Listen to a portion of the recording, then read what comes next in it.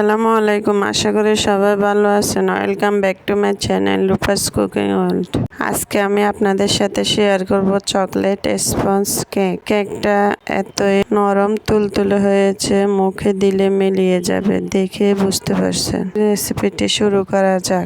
প্রথমে একটা মিক্সিং বলে কেকের শুকনো উপকরণ চেলে নিচ্ছি।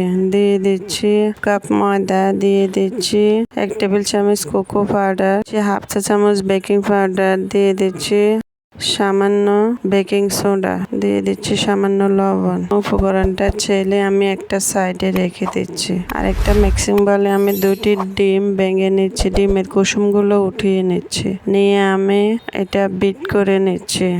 ডিমের সাদা অংশ ফোম হয়ে আসলে দিয়ে দিচ্ছি হাফ চা চামচ ভিনেগার। ভিনেগারটা দিয়ে দিচ্ছি 1/3 কাপ চিনি। চিনিটা আমি অল্প অল্প করে দিয়ে বিট করে নিচ্ছি। চিনিটা গলে আসলে দিয়ে দিচ্ছি ডিমের কুসুমটা দিয়ে আবারও ভালো করে বিট করে নিয়েছি। দিয়ে দিচ্ছি 1/4 চা চামচ চকলেট ইমালশন দিয়ে গুঁড়িয়ে বিট করে নিচ্ছি।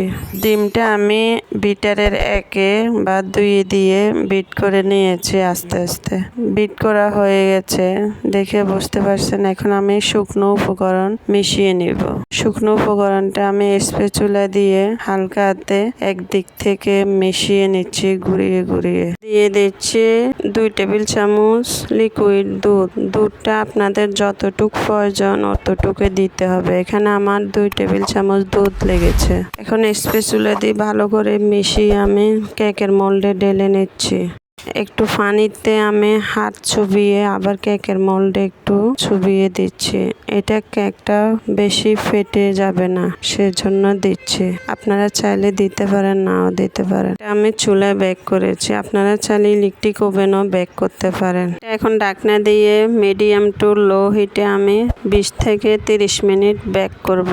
10 মিনিট পর ঢাকনা উঠিয়ে দিয়ে দিচ্ছি বাদাম কুচি আর চেরি ফল কুচি। আপনারা চাইলে যে কোনো বাদাম দিয়ে সাজিয়ে নিতে পারেন বা টুটি ফুটিও দিতে পারেন। আসলাম 30 মিনিট পর, দেখে বুঝতে পারছেন কেকটা পারফেক্ট ভাবে হয়েছে, কাঠিতে একটুও লেগে নেই। এখন আমি কেকটা আপনাদেরকে পরিবেশন করে দেখাবো। কেকটা হতে 20 থেকে 25 মিনিট লেগেছে। আশা করি ভিডিওটি আপনাদের ভালো লেগেছে। ভালো লাগলে একটা লাইক দিয়ে চ্যানেলটি সাবস্ক্রাইব করে রাখার অনুরোধ রইল। আজকের মতো এখানে বিদায় নিচ্ছি। আল্লাহ হাফেজ।